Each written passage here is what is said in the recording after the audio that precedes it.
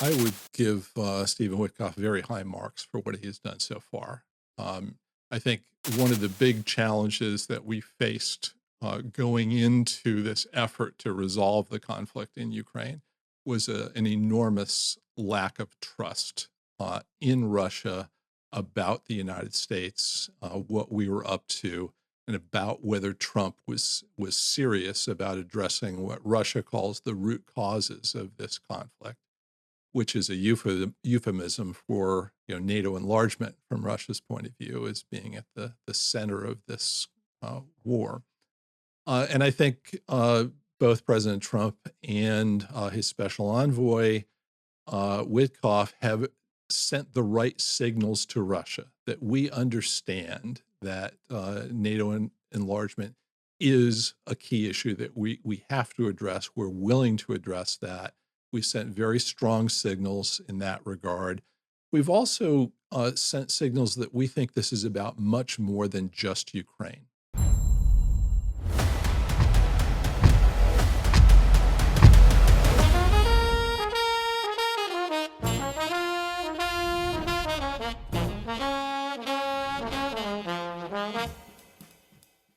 Howdy, everyone, and welcome back to Moment of Truth, the podcast of American Moment. My name is Nick Solheim. I'm the CEO of American Moment, and I'm very glad to have you back with us this week. We have a very exciting conversation with George Beebe of the Quincy Institute to talk about all things Russia-Ukraine related. There's been a lot of news in the last couple of weeks on that front, so it's a very foreign policy heavy month in terms of episodes, but we want to make sure to keep our very loyal listeners up to date on everything that's going on from our suite of experts. But before we get to that, I want to talk about a few of the exciting things we have going on here at American Moment. We have selected our 2025 summer class for the Fellowship for American Statecraft. We have 14 young people who are going to be starting in DC for the first time coming up here in a few short weeks. And if you'd like that to be you, in the next month or two, we're going to have the application open for the fall Fellowship for American Statecraft. So make sure to keep an eye out for that. As always, you can see all the exciting things we have going on at AmericanMoment.org. We've also got AM Fridays and Foundations for the summer. If you are already in DC, you already are planning on having an internship this summer or even this fall, we have applications for both of those programs open on our website. We have a huge programs button on the website. Just look there and you can see all the different academic programs that we have running right now. So make sure to go and check that out. We had George Beebe return to the podcast to talk about all things related to Russia and Ukraine, everything from President Zelensky's visit to the Oval Office, to the minerals deal, to what the future of Ukraine looks like if we get a deal, and also how bad it could be if we don't.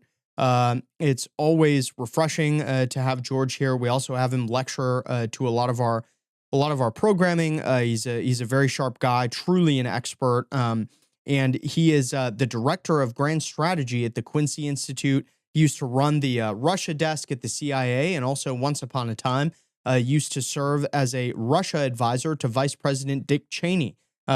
So we get into all of that stuff during the podcast. We will go now to George Beebe.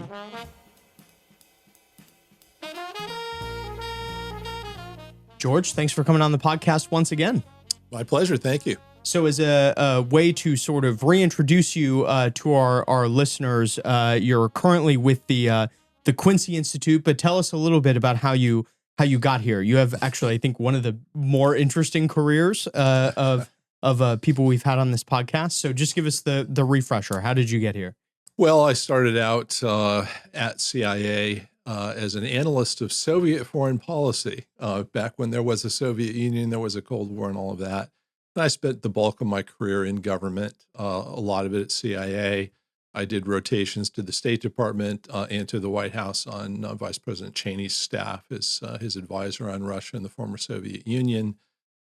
Left government after a spell in charge of Russian analysis at CIA, and spent some time in industry with a technology company, and then got into the think tank world shortly after the election of Donald Trump in late 2016, and I've been working in that think tank world ever since. Yeah, I think it's really interesting whenever I introduce you when you speak at some of our programming, when I have to talk about this fact that you once upon a time worked for Dick Cheney. I'm sure I'm sure your views are probably not that favored by him anymore. Well, I think when I was at the White House, that was in a different period of time in the Yeah. U.S.-Russian relationship. We were explicitly building what we called a strategic partnership with Russia. Part of that was designed to deal with terrorism in the world. And I think the United States and Russia each found itself on the same side trying to combat terrorism. And one of my jobs there was to try to facilitate that partnership. Mhm. Now, that didn't work out the way we had hoped, and I think it didn't work out the way the Russians had hoped either. But that was a different period of time, and I think we're now entering a new period in the U.S.-Russian relationship where we once again have possibilities for building something a lot more constructive than we've had in the last decade or so. Yeah, so since you've, sort of been in the room, as it were, for a lot of these, negotiations in the past, I think the easiest place to start is this meeting a couple weeks ago between President Zelensky and President Trump and Vice President Vance in the Oval Office. There's been a lot of analysis of what happened there, but not a lot by, people who have been in the room for conversations like that before. Give us your, general timeline of events and I guess psychoanalysis Mhm. of how all of that went down. Well, obviously, a very interesting episode. It's very rare for the television cameras to be present in a conversation that is not unusual behind closed doors, but very unusual to be held in public the way that was. Countries often disagree, leaders often disagree, and sometimes this can get fairly personal. But you don't really get a glimpse of that in the public domain very often. So this was unusual in that sense. I think the big picture here was a real divergence of views between Zelensky on the one hand and the Trump administration on the other hand about what is the nature of the problem we're trying to deal with Russia in Ukraine.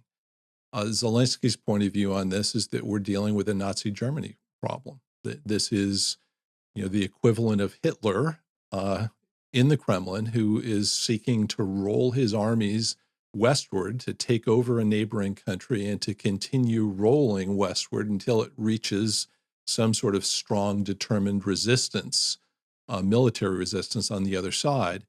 And the last thing you do in a situation like that is try to negotiate a compromise. And that's Mhm. appeasement and only whets the aggressor state's appetite for further aggression. You don't compromise. It's ineffective, practically speaking, but also morally wrong.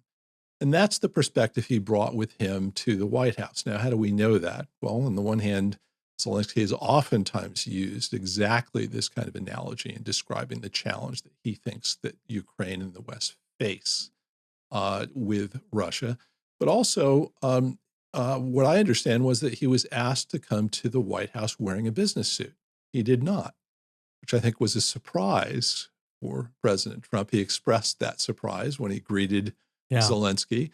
And I think that was symbolic of a leader that said, I'm not here to be making peace. I am leading a nation at war, fighting for its existence, and I'm going to continue to do that.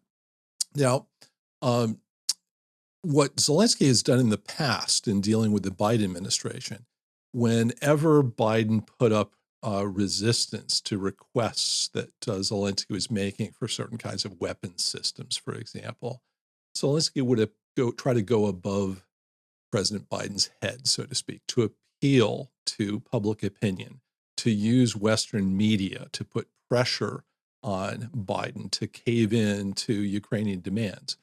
And that almost always worked in the past. And he went to that toolbox again with Trump this time. And he attempted to do so in front of the television cameras to try to put pressure on President Trump and Vice President Vance to see things his way in this war. and to reconsider their effort to find a diplomatic compromise to end this war.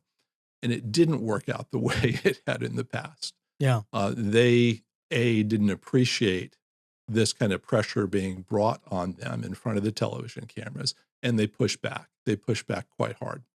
So why is it not the case that, Russia is Nazi Germany in this scenario? Well, the diagnosis of the Trump administration, and it's one that I share, is that what we have here is closer to a World War I problem than a World War II problem.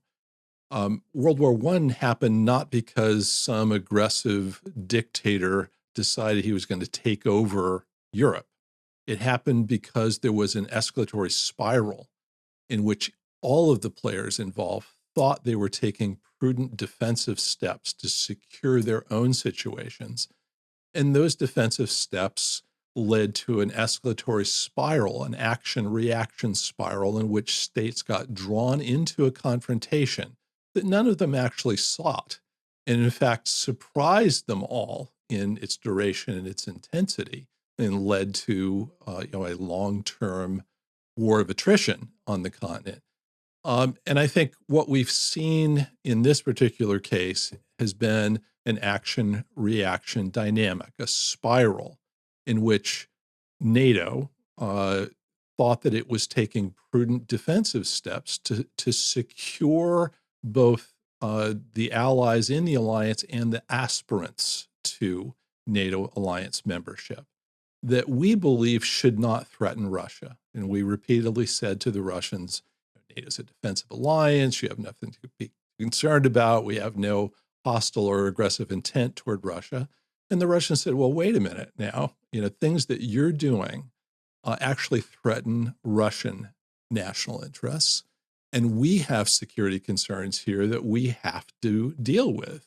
So let's work this out. And the Russians, I think, were, quite forceful, both in the diplomatic steps that they were urging, but eventually the coercive steps that they took, which ultimately culminated in this invasion of Ukraine in 2022.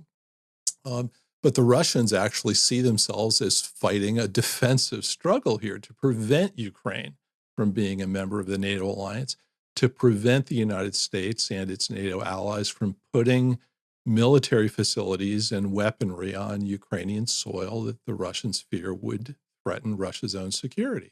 Now, the way you deal with an escalatory spiral problem is much different than the way you deal with a Nazi Germany.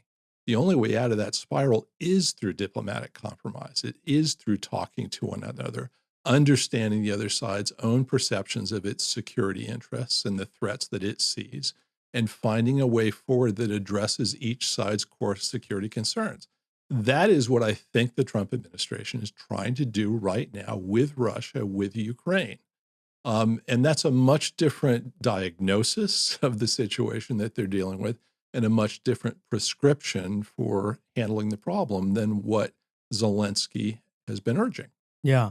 One of the things most recently, mentioned about this, I guess it's not recently, this has been the argument for the last 3 years, has been, well, if you don't stop the Russians here, they're just going to roll through the rest of Europe. Do you get any sense that the Russians actually want that?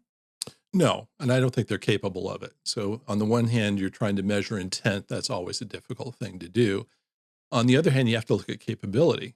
Let's assume for the sake of argument that the Russians actually do want to take over Europe. Are they capable of doing so? And I think the answer to that question is a decisive no. They're not capable of it. I don't think they have any intention of doing it either. But they, in this war with Ukraine, under relatively favorable military conditions, they're dealing with a country directly on Russia's border, on terrain that's relatively favorable for military activities. Dealing with the military they know pretty well. The Ukrainian military is modeled on the Soviet military, is modeled on the same principles and weapons systems that the Russians themselves have. They've long had extensive intelligence involvement in Ukraine. They have short supply lines. The logistical strains here are not very significant on Russia. And even in those very favorable military conditions, they have struggled to advance very far. There's no way they're going to be able to occupy all of Ukrainian territory and govern it, even if they could conquer it. So, under those conditions, you're saying now I have to worry about the Russians actually conquering Poland, Germany. That just strikes me as impossible to imagine. Actually, the Russian military would have to be many times its current size just to occupy all of Ukrainian territory, which is quite significant. Ukraine territorially is enormous, not as enormous as Russia, but territorially the largest state in Europe. So I think the notion that the Russians are just going to keep rolling to the west unless we stop them in Ukraine is fanciful. Yeah. So going back to the meeting in the Oval Office, there's been a lot of basically the way this was categorized in the media was, oh, this was pre-planned. They brought Zelensky here to humiliate him in front of the world media. And what they neglect to mention is like the 40 minutes of the meeting before that, where, Zelensky was making these snide comments and the vice president and the president were, sort of allowing it to slide for that first portion of the meeting. What other things do you think, that the media has missed in covering this meeting? Well, it was clear that the White House was envisioning this as an opportunity to sign the minerals deal that had been prepared for several weeks between the United States and Ukraine, which would actually serve the cause of a settlement of the war in Ukraine, at least from the White House point of view. What would that mineral deal have done? It would have been a long-term codification of U.S. economic involvement in Ukraine. You don't mine, extract, refine, sell strategic minerals, in a few months or even a few years. That's a long-term investment, a long-term activity that would have served as a disincentive to the Russians to reinvade Ukraine after some sort of compromise peace settlement, because under those conditions, you would have been invading a country in which the U.S. had a number of commercial firms involved. And that would have been something I think the Russians would be loath to do if they had other options. It was also a signal to the Russians that the United States was not simply going to cede Ukraine to becoming some sort of Russian puppet, ceding this to a Russian sphere of influence. It was a signal to the Russians that although Ukraine was not going to be a military ally of the United States, that we would continue to be involved there in a substantial way. Yeah. And that was an important thing. And all of that got cast aside because of the way that Oval Office meeting went. And to argue that the Trump administration had staged this in some way to actually prevent the signing of this mineral deal just defies common sense, as far as I can tell. Yeah, I think this minerals deal is sort of everyone sees in it what they want to see in it. So, Zelensky sees it and a lot of his supporters here in the United States see it and they say, well, if we have commercial interest there, then surely if something goes wrong, our military will get involved. Whereas, the way that the president sees it, that restrainers see it, is more of a a deterrent for the Russians to continue to roll through Ukraine. What do you think is? I know that negotiations are ongoing, and you are not Cassandra, but where do you think we go from here? Well, I think there's a lot less talk of the minerals deal now than there was a few weeks ago, and I don't know that bodes very well for concluding a minerals deal. But we are now seeing discussion about the Zaporizhia nuclear power plant, U.S. involvement in the Ukrainian nuclear power industry. There's going to have to be a fair amount of investment to, reconstruct and revitalize that energy sector overall in the aftermath of a compromise settlement of the conflict in Ukraine. U.S. involvement in that, I think, would be a good thing. It would bring money to that reconstruction effort that would be significant. B, I don't think it's a bad thing for both Russia and Ukraine to know that the United States is involved in that nuclear energy sector in a substantial way. It helps ensure control over fissile material that, were it to fall into the wrong hands, could be used to construct, for example, a dirty bomb, which I don't think any responsible actors would like to see happen there.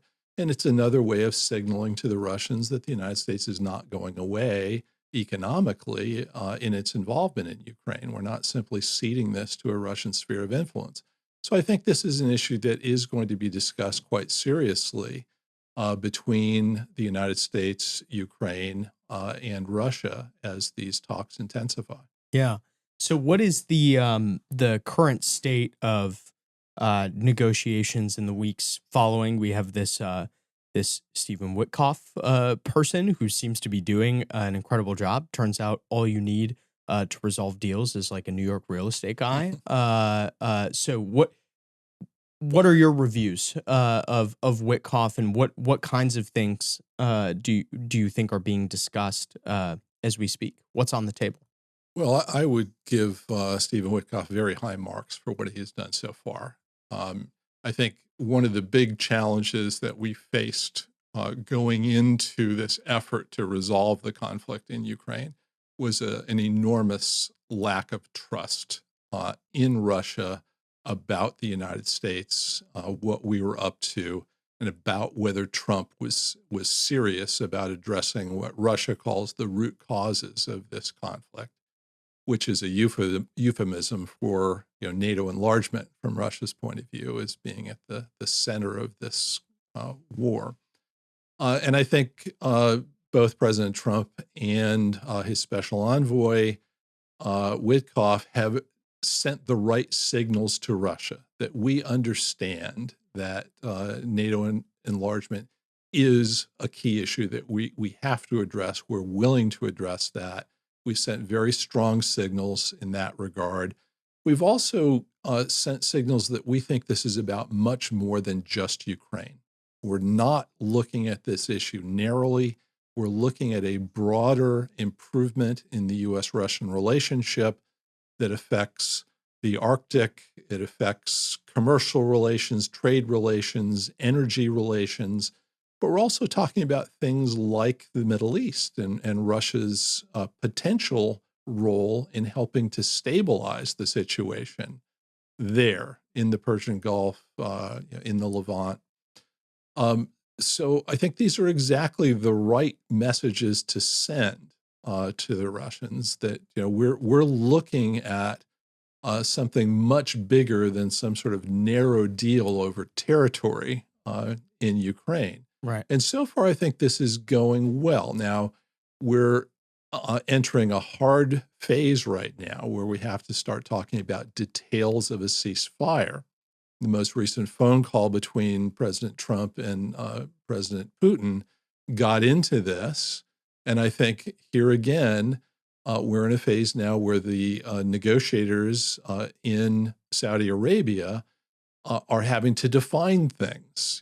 How do we move from an energy infrastructure ceasefire to a Black Sea maritime ceasefire, and how do we translate that into a general ceasefire that we can then move into a broader peace settlement on? But I think, given the difficulties of finding common ground in these areas, I'm impressed by how much progress Witkoff has made so far. And he seems to recognize that one of his roles is to understand the perceptions of each side. How do they see their own core interests?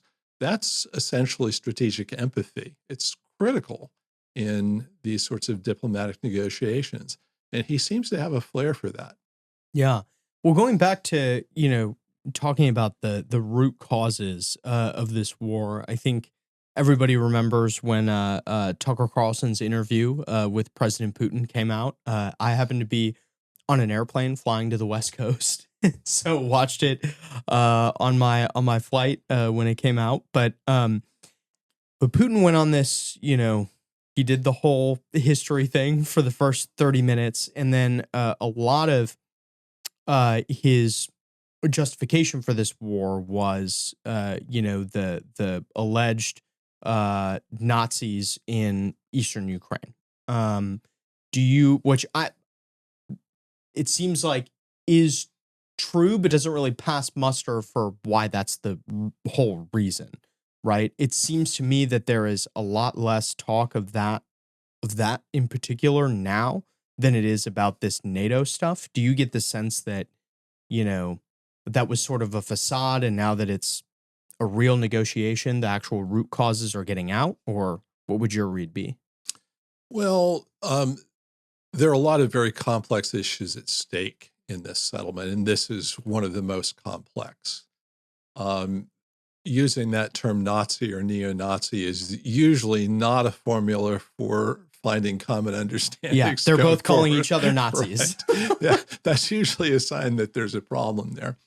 But I think the Russians have real concerns about the way cultural and linguistic Russians living in Ukraine have been treated over more than a period of 10 years there. And not all of those concerns are illegitimate. The treatment of ethnic minorities is an issue that the Russians care about, and it's not just in Ukraine. There are other states of the former Soviet Union where these issues have also come up.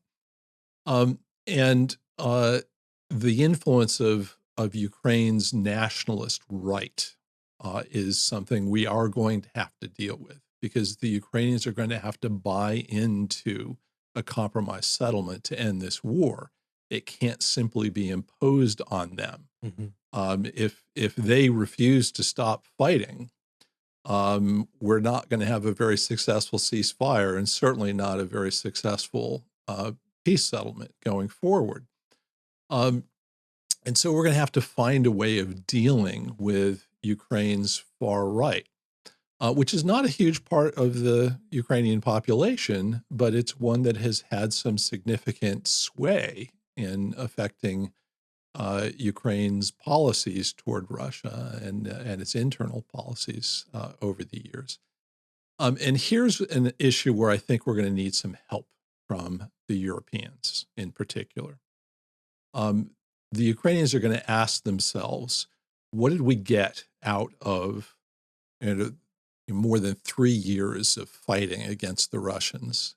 If all we got was we lost territory to Russia that was once Ukrainian and legitimately Ukrainian, that's not a very attractive deal from our point of view. And a lot of lives too. Yeah, and we're and we don't get any membership in NATO out of this, so we have continued security concerns vis-a-vis Russia. So what's in it for us? And I think one of the things that we need Europe to do is to offer a viable path toward membership in the European Union for Ukraine. That's a path toward economic reconstruction of Ukraine. It's a path toward establishing deeply rooted democratic practices inside the Ukrainian government.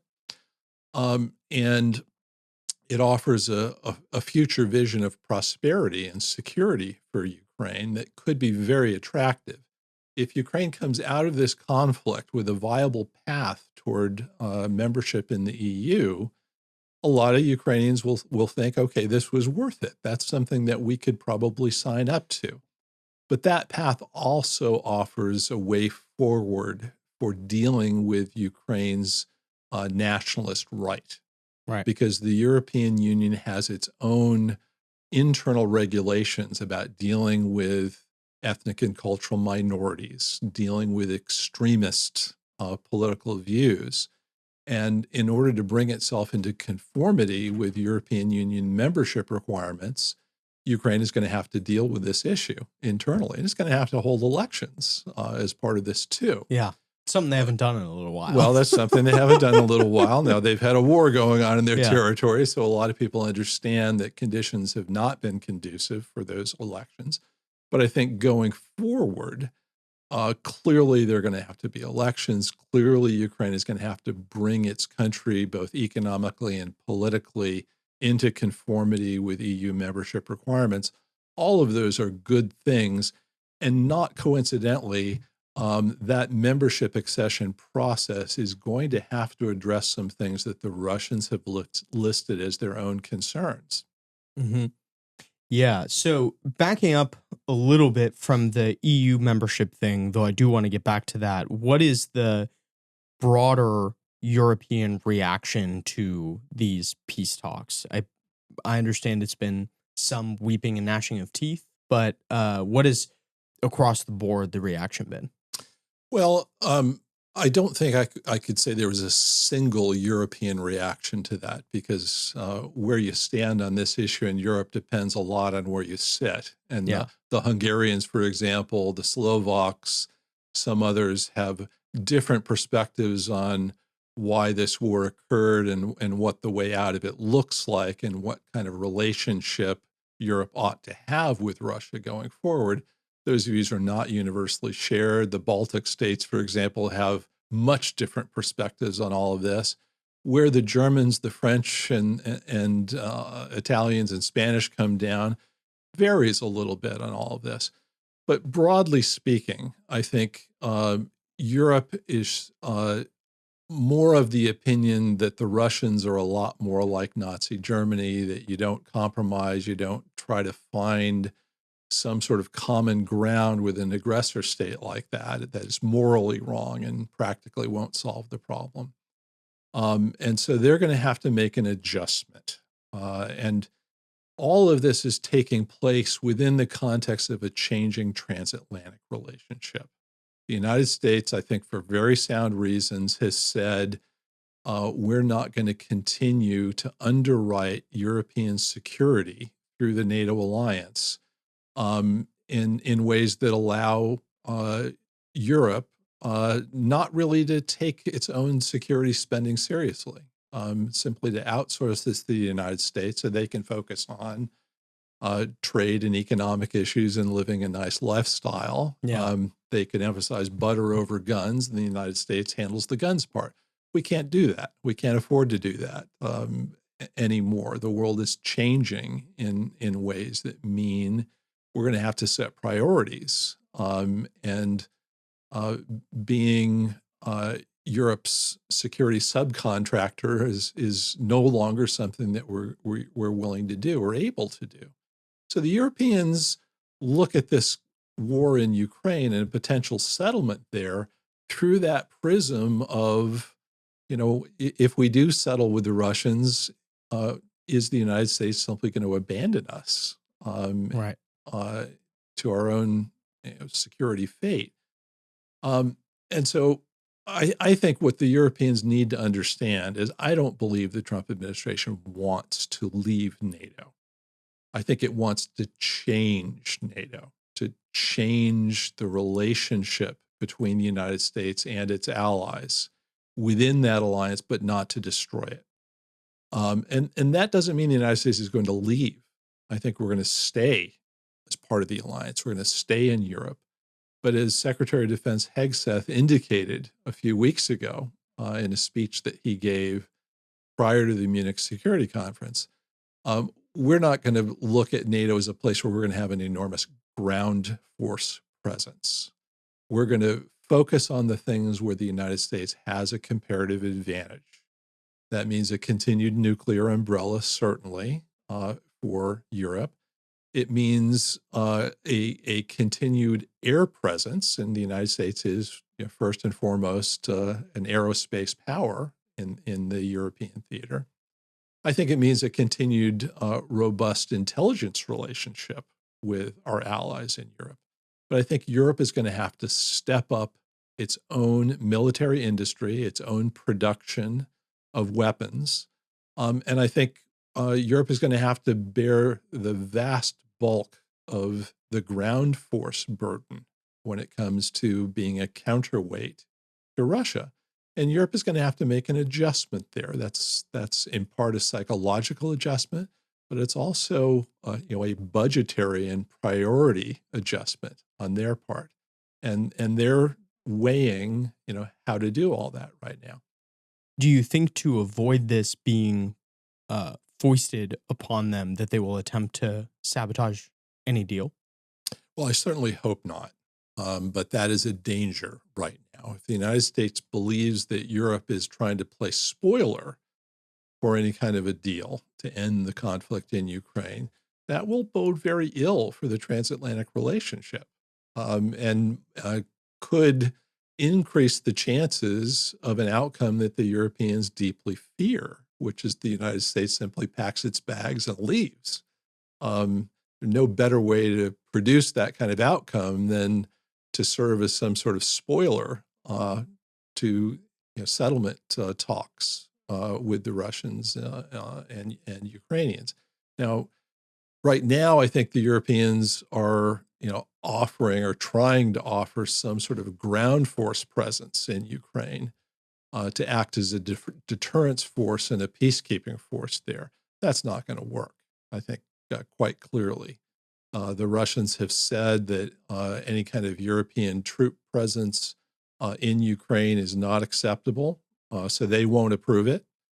And if Europe attempts to put troops on the ground without Russia's consent, then I think the Russians will attack them.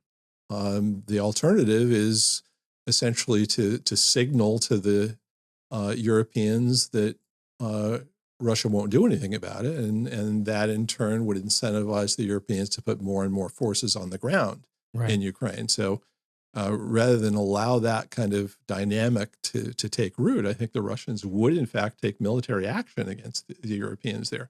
Then we'd be in a real World War III scenario. Yeah. So I think the Europeans have to get very realistic about how they're approaching all of this. So what's the current state of putting European troops on the ground? I know the UK and France have talked about, I think has it been 10,000 each has been the number. Is this like just an idea that they've been floating, or they've set a committed timeline to when they're going to do it?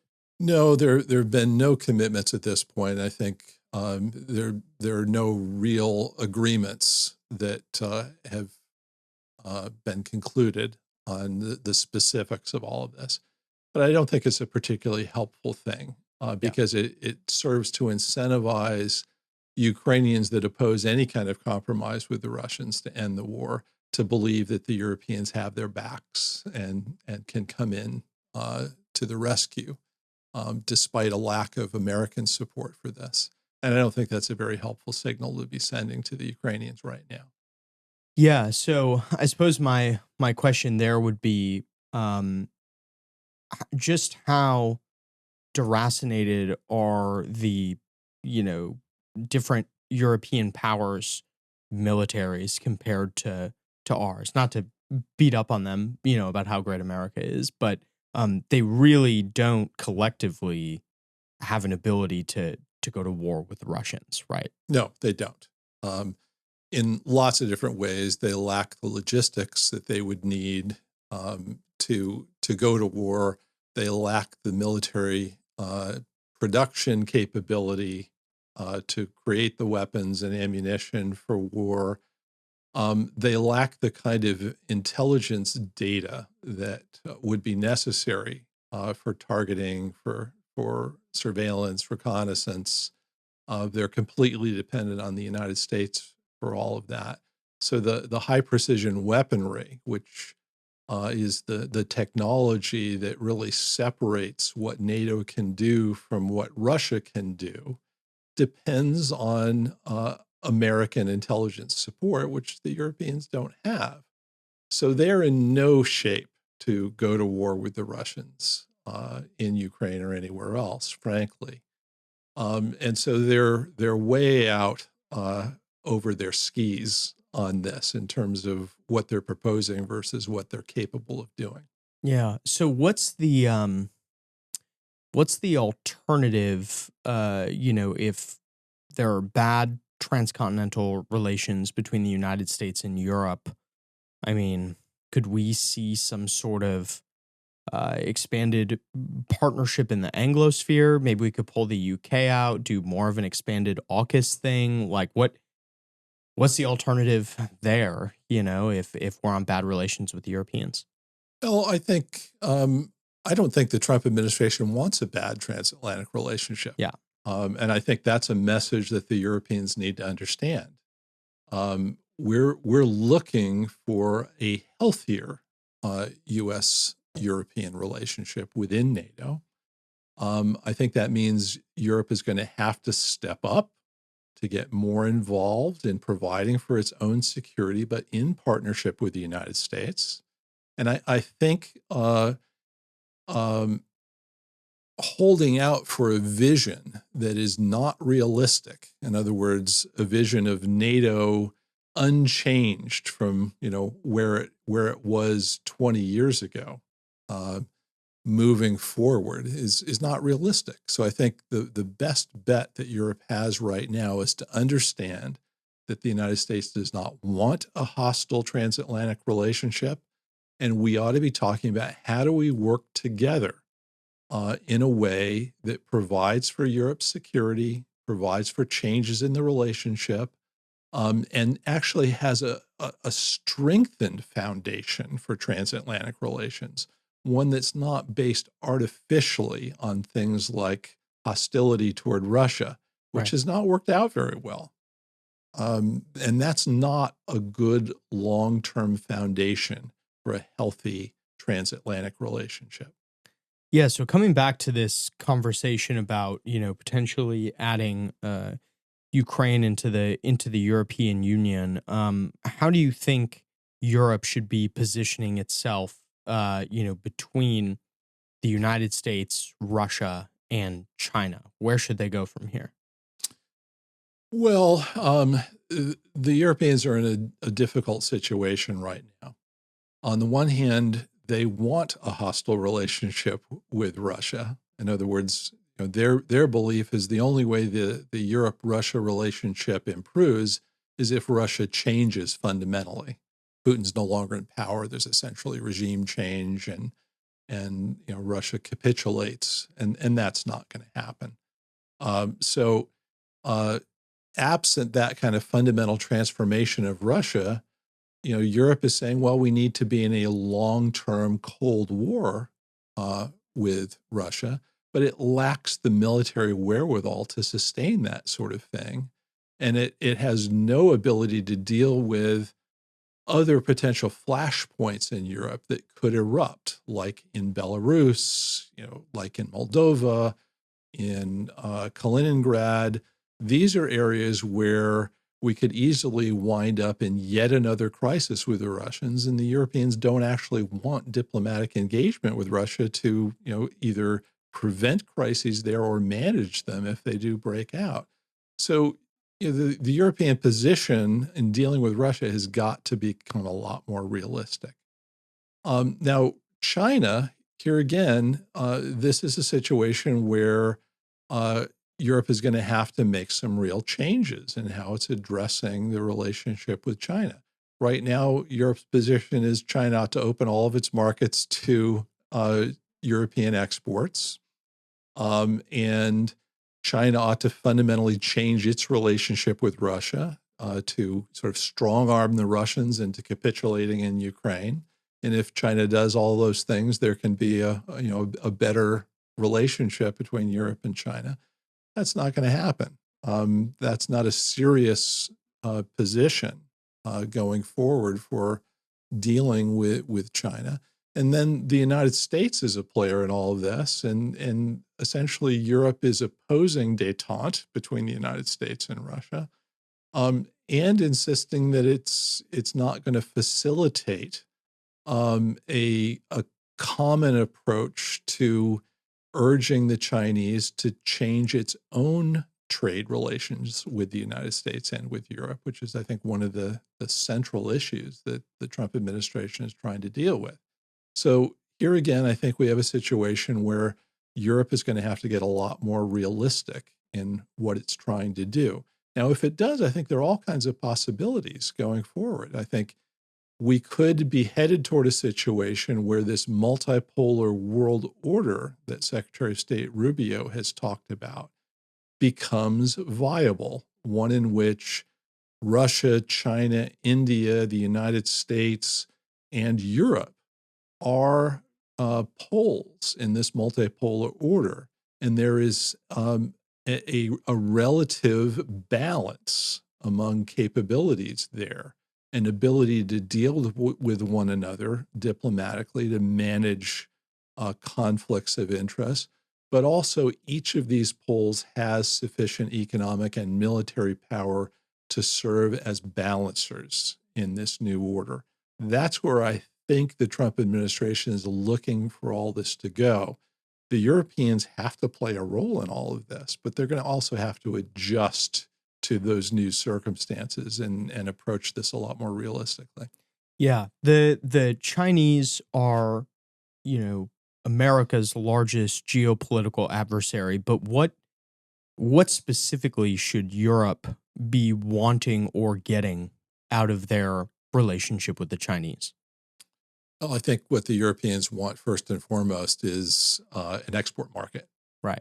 The European economy is based on the German economy. That's the engine of European economic growth. It has been for many decades. Germany's economy, in turn, is based on exports. Those exports were competitive for a couple of reasons. One was they were based on cheap energy coming from Russia, which the war in Ukraine has disrupted. They've also been based on highly skilled German manufacturing, high-end manufacturing. But you need export markets to do that. And that's an area where China has loomed large for Europe, but they're bumping up against China's own advanced manufacturing capabilities. For example, it's very competitive electric vehicle market for automobile manufacturing. And so the Europeans are finding a situation where that large Chinese export market is looking less inviting and less attractive over time. So in some ways, the Europeans are facing a similar problem to what the United States faces with China. We're in a situation where China has been exporting a lot to the United States and not importing a lot from the United States. And we're trying to change that. That is something that President Trump is focused on. It has hollowed out America's own manufacturing capabilities. That in turn has hollowed out the working class and middle America. That's a situation that has to change. I think Europe in many ways is facing similar challenges. They're not quite as far along in that process as the United States is. But that's an area where Europe and the United States could benefit from working together. Yeah, how should American policymakers be thinking about specific countries in Europe, their relations with the Chinese? So, as an example, one critique I've seen, of the Hungarian model, right, is that they are sort of playing both sides, right? They're playing the U.S. and China off of each other, and something that I haven't seen is like, how should we be thinking about that? Well, it's not surprising. States play one another off. They've been doing that for thousands of years. I don't find it particularly alarming that individual states might try to seek the best deals that they can get through using the leverage that they have available to themselves. So we can negotiate those sorts of things. Yeah. You were talking about one of the things that the Europeans seem to want is this sort of foundational change in Russia, including and up to regime change. It's not every day you get a Russian, or a Russia intelligence expert on the podcast, and I've heard it said that Putin seems to be the most reasonable option in terms of who else is waiting in the wings to take over if he were not there. Is that actually the case? Well, you never know what's coming down the pike in Russia. So I wouldn't necessarily want to say Putin is as good as it's going to get for us. But regime change on the whole would probably turn out poorly. Well, it could well. That's right. Yeah. I think if you look at the Russian political spectrum and the balance of clout along that spectrum, it doesn't tilt heavily toward the pro-Western liberal side of the spectrum in Russia. Right. I think it is clustered in the center and on the political right. The most dynamic part of the Russian political spectrum right now is the national patriot part of that. This is a part of the spectrum in Russia that thinks Putin has been too soft, too willing to seek compromise deals with the West, too unwilling to use all of Russia's military capabilities in Ukraine, too modest in Russia's ambitions vis-a-vis Ukraine. That's not a part of the political spectrum that I think the West should seek to empower, certainly. Right. And there is, some possibility that if this bid for an improved U.S.-Russian relationship and some sort of compromise deal in Ukraine fails, that would only fuel concerns in Russia's national patriot community, that there really is no possibility for some sort of understanding with the West, and that Russia does have to veer in a more nationalist, more hostile direction. And that's not something I think the United States or Europe should be encouraging. Right. So what's the difference in your view in sort of the Ukrainian side of the ledger between 2014 and today? It's been 10 years on since the invasion of Crimea. It seemed like at the time that was not nearly as big of a deal as this invasion is now on the international stage anyway. Why do you think that is? Well, in terms of the changes from 2014 to today, the Russians have escalated quite significantly their direct involvement in Ukraine. It's one thing to provide "quote unquote" covert support to Ukrainian separatists in a conflict with the Ukrainian central government. It's one thing to annex territory, but more or less peacefully, without use of violent military support to secure that land. That's what happened in Crimea, essentially. And it's another thing actually to invade a country with hundreds of thousands of troops. So what I think has happened inside Ukraine has been, unsurprisingly, a war tends to bring the most extreme elements to the front. War does not encourage moderation. It encourages people who tend to be more extreme in their views. And so Ukraine is going to, once there is a settlement, Ukraine is going to have to settle not just its relationship with Russia and to try to improve that over time, to try to heal that relationship, which has been broken over this war. Ukraine's going to have to go through a period of internal healing as well, between families that played a central role in the fighting and lost a lot of family members, and those parts of Ukraine that didn't fight directly in this war, and may be perceived with some resentment on the part of those who spilled a lot of blood in all of this. So different parts of Ukraine socially are going to have to find a way forward here, and that's not going to be an easy process either. Yeah. I mean, I suppose the follow-up question to that would be, is Ukraine at its core a divided nation? You had this like seesaw between, more Western aligned governments and more, Russian aligned governments. Why is that?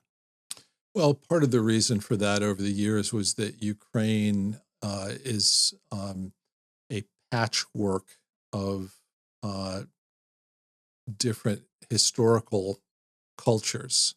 Parts of Ukrainian territory were, for the vast bulk of their history, either part of Russia or part of the Russian Empire. Parts of Ukraine, for much of their history, were part of Poland or part of the Austro-Hungarian Empire.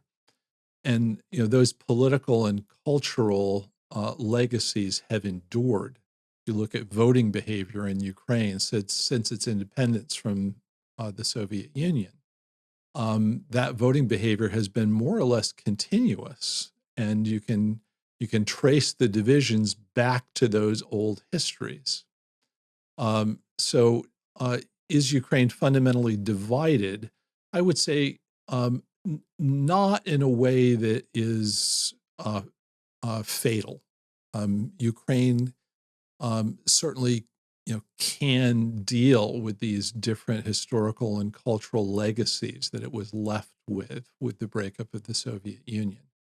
But the way it has dealt with the West and with Russia, I think, since independence, has exacerbated some of these divisions internally. The Russian invasion patched them over to a great degree, in part because when you're fighting an invading force, that tends to be a unifier societally, in part because people voted with their feet.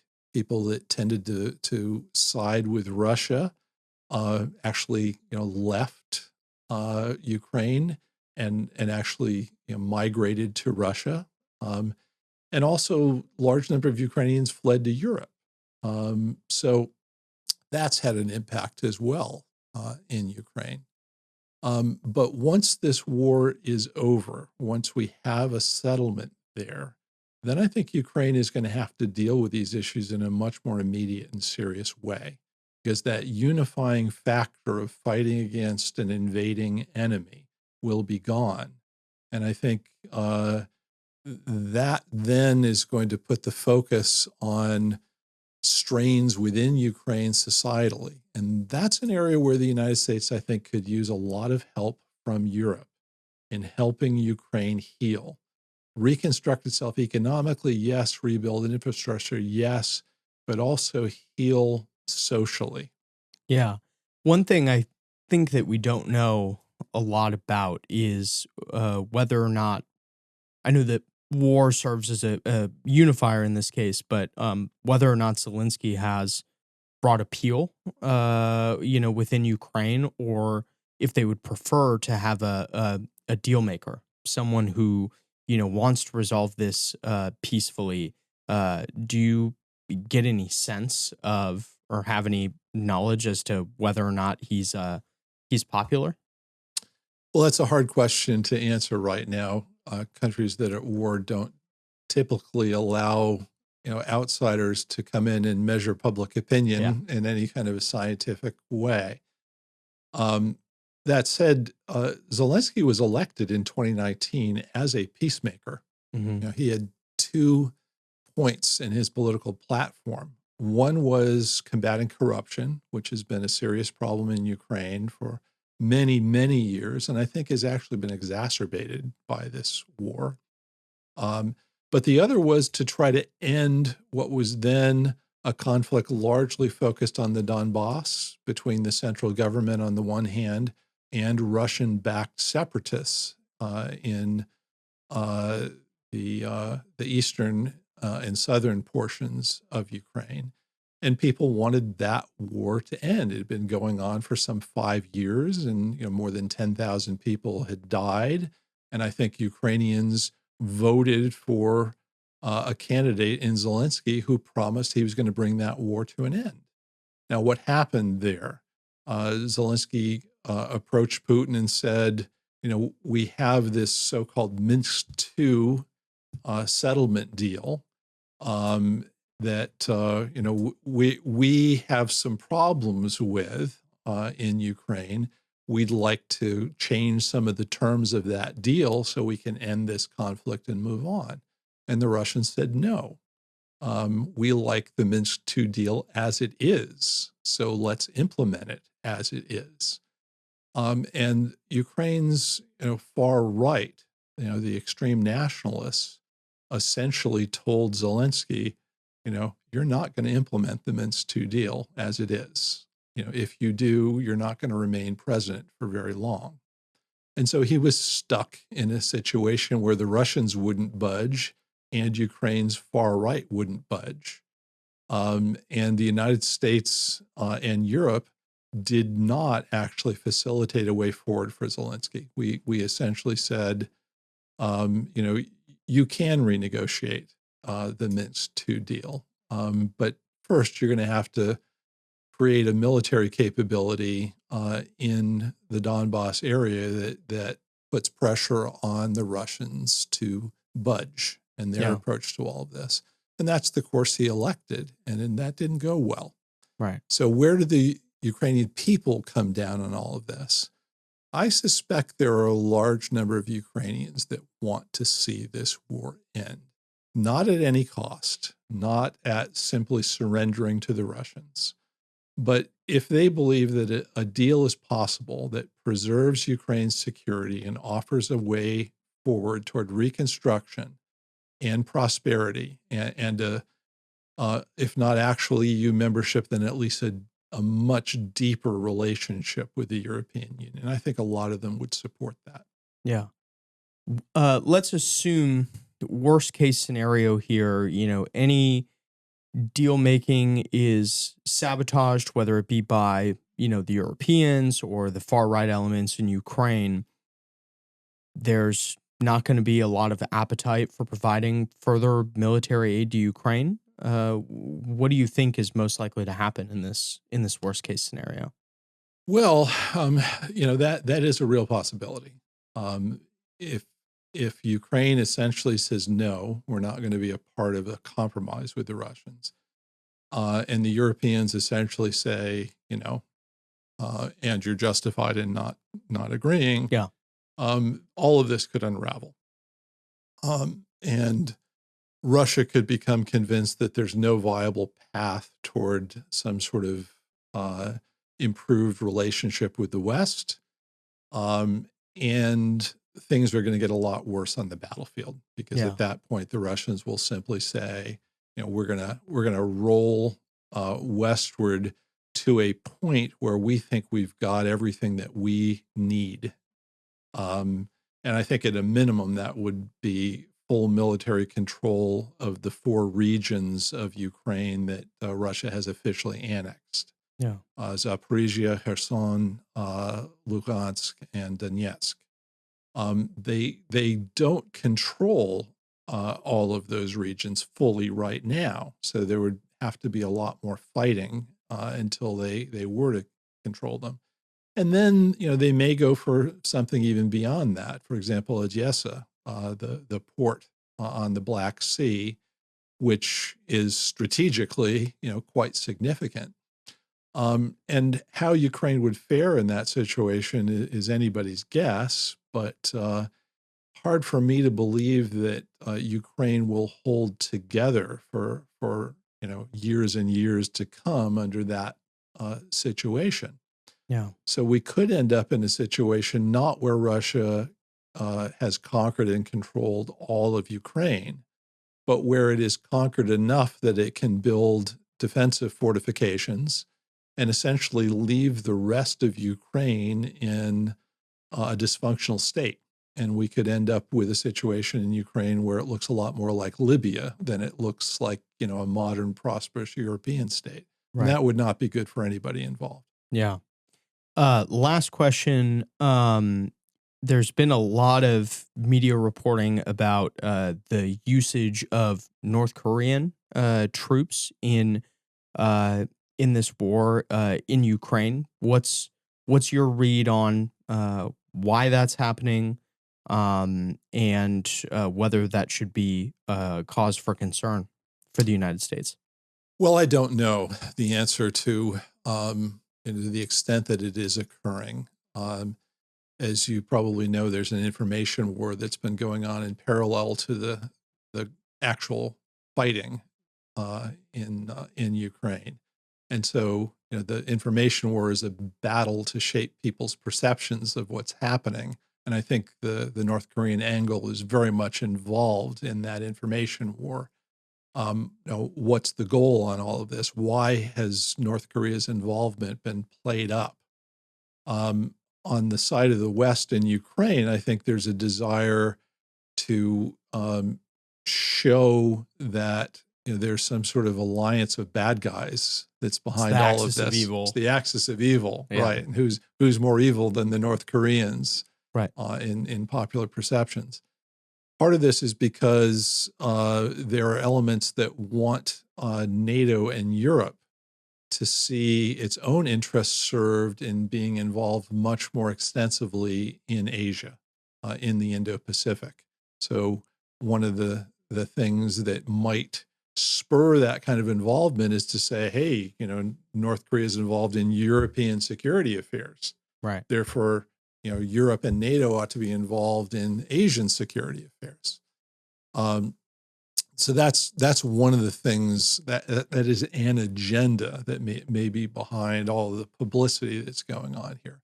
Another one from the Russian side is to try to signal to the United States and Europe that Russia is not going to run out of men. It's not going to run out of artillery shells, ammunition, for example. The North Koreans, in many ways, are economically puny, but when it comes to artillery shell production, they're almost a superpower, right? And their involvement in all of this sends a very strong signal to Ukraine, to the United States, to Europe, that Russia is not about to run out of the materiel that it needs to sustain this conflict. And from a manpower point of view, I think it also sends a signal. So where truth lies among these competing agendas here, I don't actually know. Right. I said last question, but thought of one more while you were saying that. Do you think it's possible that if there's not a deal done in the next couple of months, that we could potentially see, it seems remote to me, but that we could potentially see Chinese troops on the ground in Ukraine? No. I don't think the Chinese have any interest in putting their troops on the ground in Ukraine for all kinds of reasons. And that might even apply to peacekeeping forces, even if they were UN mandated and overseen. I think the Chinese are going to be quite risk averse when it comes to all of this. So I don't think they're going to be eager to put their troops on the ground there. Would they potentially be involved in a reconstruction effort in Ukraine after a settlement is concluded? That I think there's a much greater possibility of. On the Western side or on the Russian side, or maybe both? Well, I think it would be neither, actually, but or both. Yeah. But if the Chinese were involved in economic reconstruction in Ukraine, that would also serve as a disincentive for the Russians to violate the terms of a settlement and reinvade, because they would be crossing China in order to do that. And I don't think the Russians would be quick to want to do that. No, that seems like a bad idea. Yeah, that's right. From the Ukrainian point of view, what the Chinese bring is money and speed. And I'm not sure that either the United States or Europe right now wants to spend hundreds of billions of their own dollars or their own euros in reconstructing Ukraine. And if the Chinese were to bring some money to that effort, I'm not sure that there would be a lot of desire to prevent that. The Chinese are also fast at reconstructing things. I think that's something that is something to be considered on all of this, because the faster Ukraine is reconstructed, the more hope there will be inside Ukraine that it has a prosperous future to look forward to.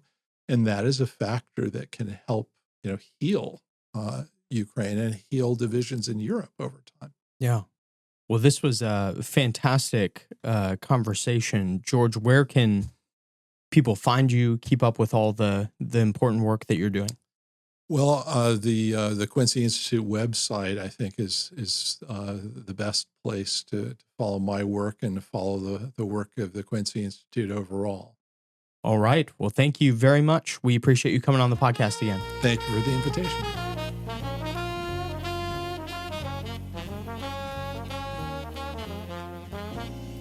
Thank you for joining us for another episode of Moment of Truth. We'll be back with another great episode next week. As always, you can see all the exciting things we have going on our website at AmericanMoment.org.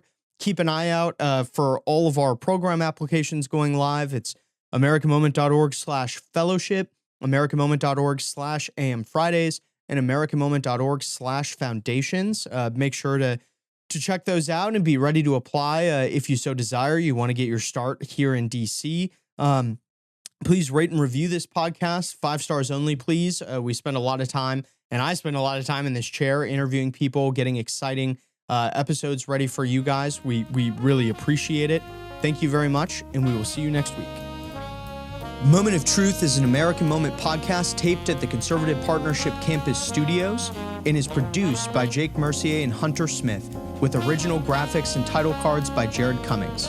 Our intro song is A Minor Struggle by Ryan Serenich, and our website is AmericanMoment.org.